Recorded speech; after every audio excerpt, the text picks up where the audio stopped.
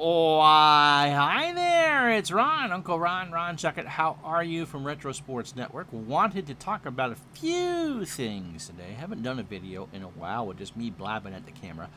And I owed Kurt Berglund one a while ago, I think last week. And so let's talk about a few things. Today we're going to talk about, well, first thing I want to do is thank all of you who gave to Dave Gardner and for the costs of Digital Dice, our podcast I do with my buddy Dave, roughly once a week. We hit our anniversary mark July 17th, as a matter of fact. We'll start year number 2, and I did not realize that the cost for producing such a show was actually relatively high between the storage space on Spreaker and the ability to record and how Dave and I communicate back and forth. That wasn't cheap. It's not cheap. And so I'd like to thank all of you who gave to that, and Dave and I will probably take the time to thank you on the podcast. If you are not familiar with Digital Dice, it's digital, the word T-O, dice.com. And you can find us at Spreaker, Spotify, iTunes, iHeartRadio, or as I say in the intros of my streams, wherever else fine podcasts are listed. So I don't think we're going to get 52 shows in the first year, but we're probably going to get 48, which is pretty good. So thank you, and thank you for all the kind words to go along with the donations and the suggestions and all that. It really means a great deal to both Dave and myself that you think enough of the show to help keep it on the air, and so we don't have to sell advertisements or anything like that. So thank you. So that's the first thing. Second of all, talk about a couple long-term projects coming up on this channel. One, we're going to replay the 1964 Summer Olympics from Tokyo. The name of the project is going to be the Summer of Tokyo. Going to be using Roberto Schiavini games. I'm debating in my head how exactly I want to present that. First, I thought we would just go day by day and do it in like 14, 15 parts, but there are some days that there are 29 medal events, and I really want to keep these streams to under an hour or so because, look, it's me playing on a spreadsheet. There's not a heck of a lot to watch with those. We try to make them as exciting as possible. And yes, you're going to see such exciting things as judo and Greco-Roman wrestling and rowing, and we're going to do gymnastics. Now, when I figure out how many sports I've called on this channel, do I call the Summer Olympics one sport, or does everything get to be its own separate sport? If it does, then I've called a lot of sports. Also, as I prep for that, and probably along with, I'm going to be doing a weekly non-Big Four sports presentation called Omnibus. We did one already, and kind of the golf that I did last weekend fits as an episode of Omnibus. Just kind of something kind of offbeat. Again, maybe not the Summer Olympics from THEP 64, but as I try out new games and things, and maybe show you how to play some of Roberto's games, we'll be doing it through the Omnibus series. Think of it as wide world of sports, except for the lot less video. And so the other thing is that when we get to football season in the fall, we're going to be doing one football game a week. I'm going to take a team of my choice and do a single season replay. I haven't quite figured out which one I'm going to do. It's probably going to be from the 80s, though, and a team of my choosing. So do not send requests because. But it'd be the same thing, offense for both, playing the offense for both teams. And on the other Thursday slot, or one day a week, I do want to do a hockey replay. I do like the sport of hockey. Again, going to pick a season, not sure which one it is, and do like a hockey night in Burlington thing. Primarily going to be something halfway decent with the Montreal Canadiens because that's my team. But depending on the year, you could see a Bruins game, a Rangers game, an Islanders game, a Whalers game, whatever. Whatever kind of floats my boat. But it would be certainly probably from the Saturdays, and because I want to do more hockey, I think it would do better. or do, there. And of course, they would go up the next day onto YouTube along with the football games. Now, as far as the 78 baseball replay is concerned, I'm trying to get caught up on YouTube from what goes on Twitch. Look, if you want to see live baseball 3 to 4 to sometimes 5 days a week, it's noon Eastern on twitch.tv/Retro Sports Network. I'll put that in the description down below. And I believe we're up to, if we hit I think the last game I did was actually my wedding anniversary minus 20 years. So August 8th, 78. So about 40, 50 days left to go in that. And although we won't go 6 days a week like we were before, we certainly will keep doing it and go daily till it's done. My hope is that we hit the playoffs and have it done by Labor Day to start football season.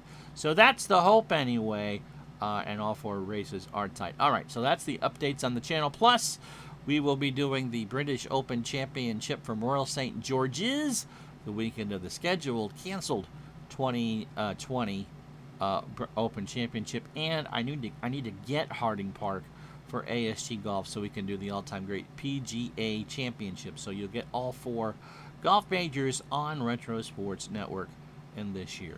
Okay, so that's the channel updates. Now, a couple things that have kind of come up. People have asked me questions. Someone on Facebook found me or found my channel and wanted to know a little bit more about me, okay? And so I think that's only fair. To let you in a little bit, my name is Ron Juckett. I live in Burlington, Vermont. I'll be 49 on Thanksgiving, so I'm still kind of young as far as most people in the hobby. My disability is arthrogryposis multiplex congenita. Good luck playing that in Words with Friends, okay? It basically is my joints are frozen. I only have movement of torsos and back and jaw. Both of my arms are frozen. Both of my legs are frozen as far as the joints are concerned. My hips aren't in socket, so that's why I need the use of the electric wheelchair. It's a birth defect if you're familiar with Love Canal and all that. I'm not a Love Canal baby. That was before Love Canal was discovered. I'm from eastern New York, the Glens Falls area. Love Canal was just outside of Buffalo. But same thing. My birth father helped build PCPs that goes into batteries. He worked at the General Electric in Fort Edward, New York, and part of his job was to drive the waste made in the battery making process on the forklift into the Hudson River. And so I had some genetic, my mother and I had some genetic counseling done in the early 80s, and that's what they figured was the biggest, most likely culprit of how I got the disability. For years they thought I'd had the flu or cold in utero, but now we're thinking it's because we played with chemicals. And so although I'm not from Love Canal, it is similar. And so I always joked, I always loved the old GE ads. We bring good things to life. Well, yeah, you did. So I'm pretty happy about that. So, well, not happy about being disabled and all that, but that's what it is. I live in Burlington. I have a wife. You've seen the cat, Emily. She turns 9 in a couple weeks. On July 4th, she and my wife share a birthday. And so that's that with that. And I've done a whole bunch of things, but I've been doing the streaming pretty much daily thing for almost 2 years. It'll be 2 years at the end of August. Do some football and that. So 3rd time around for a football and a baseball season come next year. So I think so that's pretty much the basis of my story. Any questions, just ask. Okay, thing number 2. Kurt asked me about a full season replay, and I'm assuming that he is talking about taking a season, in his case baseball, and playing out every game. Good luck. I've tried 1978 a couple times. It's one of the reasons why I actually wanted to do it this year on the stream, because I could cross it off the list and not have to play every game. And lo and behold, we're going to do probably 130, 140 games before all is said and done.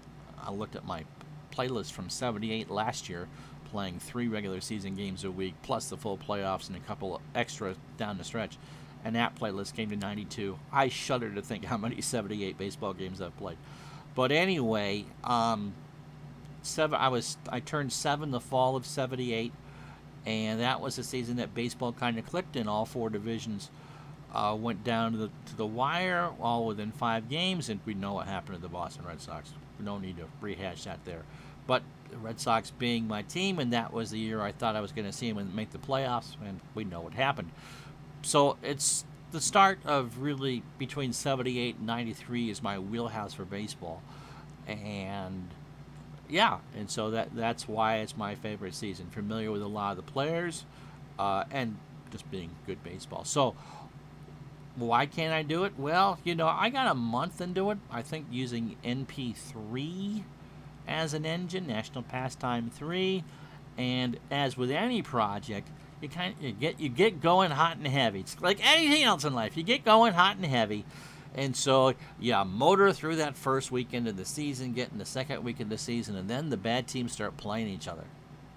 And then you start seeing the bad pitchers. And then, okay, so instead of running through a series a day, it might take me 2 days to run through a series, or a game a day, or something else will happen, or I stream something else, so blah, blah, blah, blah, blah, blah, blah. And by the time that you get to the end of the first month, you know who the bad teams are. They're playing each other. Do you really want to watch play a game between the Braves and the Cardinals? Goody. You get pitchers who can't pitch against hitters who can't hit. It's wonderful. And you start to lose the enthusiasm. Plus, no matter what game engine you want to use, you're going to find the flaws in said engine about 125 games into it. Now, if you're doing a single team replay 125 games into it, you're almost at the end of the year, and look, playoffs and stuff, if you're picking a good team, and so you're excited just to get the finish. You do a full season replay, even if you go back to, let's say, the 16-team leagues, or just even pick one league between the American League and the National League, you're only going to be at most about a third of the way through. If even that, you're not even a quarter of the way through. And you go back and play some 40s and 50s stuff, some of those teams were atrocious, and they just nothing you can do to make them any good. And so it's hard to lose interest. So if you want to do a full season replay, pick a year that you are absolutely in love with. The year you turned 14, which for me would be 1985 if I was to do such a thing. A year that had a lot of close races: 78, 82, 1964, 1967, 1951. Something that's going to hold your interest. Maybe the favorite year from your favorite player. If you want to be really masochistic, go with a modern year. Go ahead, do 2019, the year the Nats won it all. 2,430 games. Good luck with that and all the pitching changes. Or a dead ball year. I'm not a huge dead ball fan. But do your research. Think something that's going to hold your interest. I would not try that with a game you're not familiar with. If you like the game, great. But it really is kind of like going to your favorite restaurant and ordering the same dish over and over and over again on a daily basis. Look, I like poutine. I like hamburger and onion on a pizza. I like cheeseburgers. I like chicken wings. I wouldn't want to eat them every day. You're going to get sick of it. Let's just say, for instance, I used to drink a lot of Coca-Cola. And if I bought a 6-pack, one of them would taste good, one of them would taste bad, and the other 4 would taste someplace in between. And you get to know, this is the bad one, or, this is the good one. And that's not necessarily a lot of fun. So whatever game engine you find most comfortable is what I would do. And really, think about it. And I would tend to steer you more towards a single team replay. I think it's going to keep your interest. You're going to know how to run your pitching staff. It's better in usage, and you're going to fall in love with the team, whatever it is that you pick, even if you didn't necessarily know much about that team to begin with. I did a single season replay with the 75-76 New York Islanders. Brian Trottier's rookie year, Clark Gillies is there. Danny Potvin, his brother John, and love that team. I got them to the Stanley Cup Finals, and no hurry. It's only 78 regular season games plus the playoffs, so quick sip the rest of the playoffs, and my beloved Habs beat the Islanders in 5 games in the final. But it was a manageable project. Again, there's no deadline for having something done like that to finish by. Words are my strong point. But again, I think more often than not, people get frustrated. You know what I don't hear about that often is people doing like an NFL replay, top to bottom. That's only 250 some odd games and much more manageable. Now, even on the computer, although the stat keeping is done for you and the cards are right there, or the dice are right there, or in the OTP's case, the lineups are right there. Same thing. You're going to find the flaws with whatever game that it is that you want to play, and try to keep justified doing it in your head and go through all the boring ones. So it's doable. It's the equivalent of a writer trying to write a novel. Every writer goes, I'm going to write the great American novel. I'm going to write my own damn novel. I'm going to get about 50 pages into it and realize it stinks and I've written myself into a corner, and why the hell would anyone want to do that? And so that's the way I feel about full season replays. Could I do one? Sure. But with all the other projects that I do, I would find it real hard to do. And, I have other projects going on that I don't necessarily stream. Hockey's usually on hiatus in the summertime, but doesn't mean I'm not going to get back to them. So a full season replay really is for, if you think you can do it, great. But even, think again, pick a year, pick the team, maybe just pick 4 or 5 teams and do that. That gets you... Okay, if you do it, let's say the 4 division winners in any given year between 69 and 93, that's about 500 games, and much more doable. Or a single league replay between 1903 and 1960 before expansion. One of those leagues, that's much more doable. Because you want to feel, I think, the other thing is a sense of accomplishment that you're motoring through. You get through, you've been doing this for 6 months, and you realize, oh, you're playing the games of May 1st. When is this ever going to end? That's the thing. But, those are the pitfalls. The success is, hey, you did it. It can be done. It can be done. But that's one of those kind of like, oh, I'm going to go sail around the world for a year. How much dry storage do I need to have? You never have enough. You can't drink the salt water. So I don't want to see anyone start a project and then get discouraged with it about 3 weeks into it. So sure, so again, season that most intrigues you, season with good races, season when you were 14, season with your favorite player doing their best. That's what I would do. Okay? I think we're up to 3 now. Why do I tend to avoid doing playoff championship games? Because usually what happens in a replay is not what happens in real life. I had a stream which will not be going on to YouTube showing off Action PC Basketball. Someone asked me to play the 1987 National Championship game between Syracuse and, not Connecticut, Indiana. And so I did, and those teams are very evenly matched. They combined at 61-11, and Syracuse beat them by 20 in a game that wasn't even close. The AI wasn't all that great for Indiana. It just was not a good show of the game. It wasn't very exciting. Remember, Indiana won that game on a last-second bucket by Keith Smart. Broke my heart. So, although I was kind of happy that Syracuse won, it wasn't a very good game.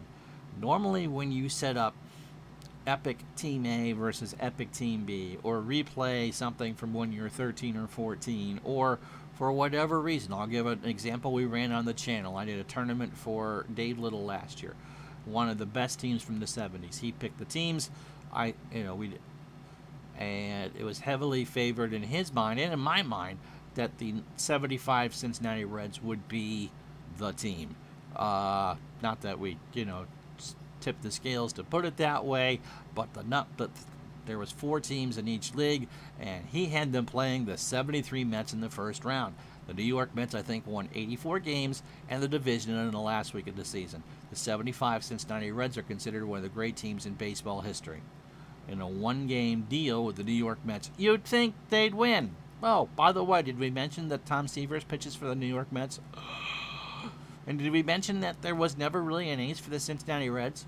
I mean, yes, Don Gullett and other Clay Carroll and other good pitchers, but really, if you needed to have someone win 1 game for you as a pitcher from the Reds in the era of the Big Red Machine, it's kind of like the Indians in the 90s. Yes, there's a whole bunch of number 2s, but if you got to win 1 game, who are you going to go with? Well, guess what happened?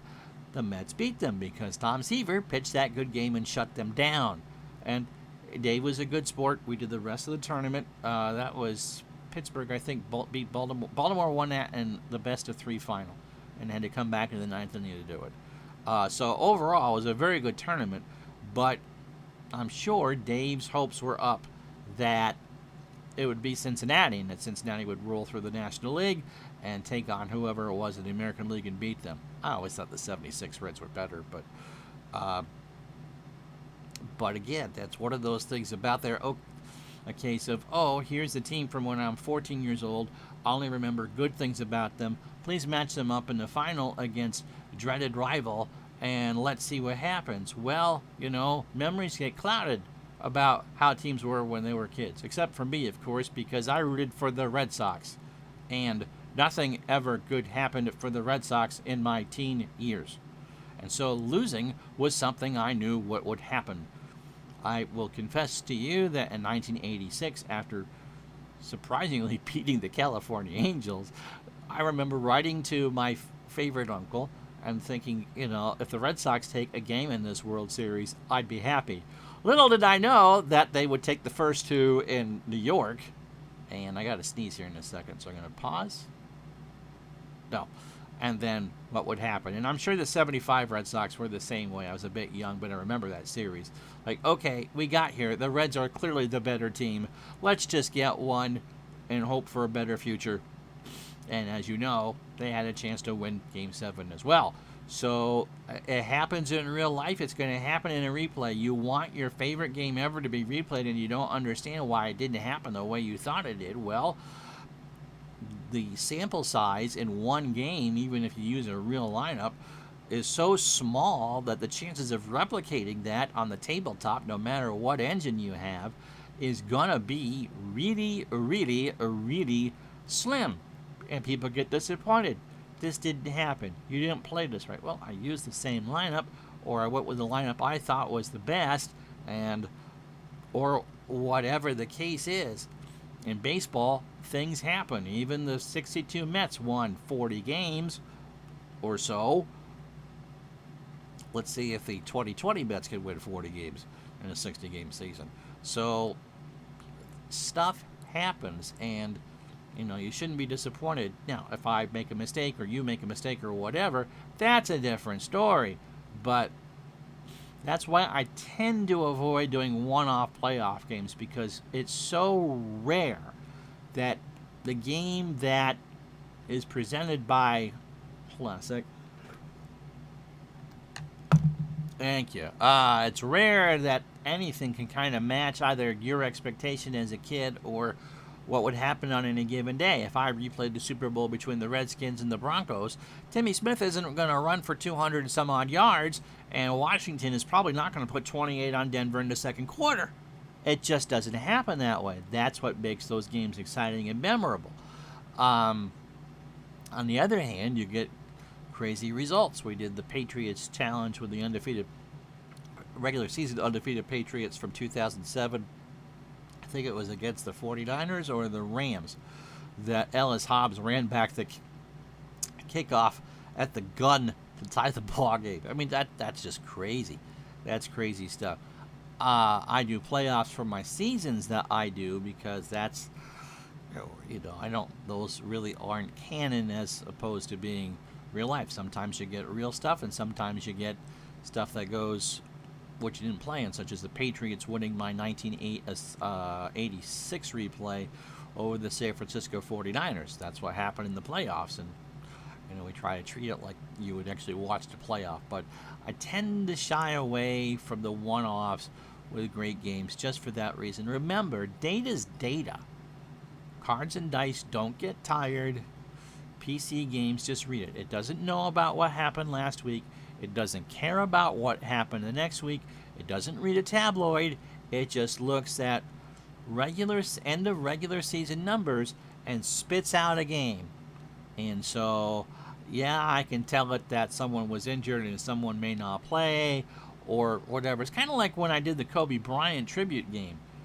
Kobe Bryant almost found out the game doesn't care that Kobe passed away in good circumstances or bad circumstances or any of that. It says, here's the data, here's Team A, here's Team B, let's play it out. I mean, it's plausible reality, but it's very hard to get actual reality. And so when you see one of us get excited about, oh my gosh, I did this and that happened and this came close, because it's any one event is hard to replicate. I did for myself the 20 strikeout game for Roger Clemens in 1986. And see, in my strat replay, Seattle chased him in the third. He got hurt. I replayed the game and he didn't come close to striking out 20.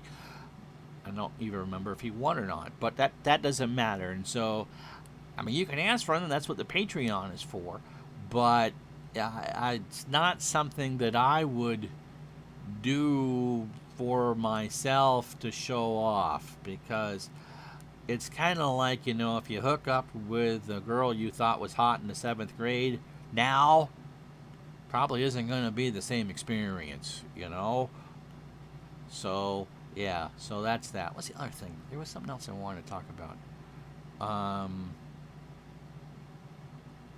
I guess that's it. So watch out for the Tokyo stuff coming up. I think we're going to do it sport by sport, probably break it down, and we will start that sooner than later. Again, to all of you who gave to Dave's fundraiser for the Digital Dice podcast, thank you all so much. It is greatly, greatly appreciated. We both appreciate it, and again, the kind words. Oh, I'm trying to catch up on the 78 baseball replay on YouTube.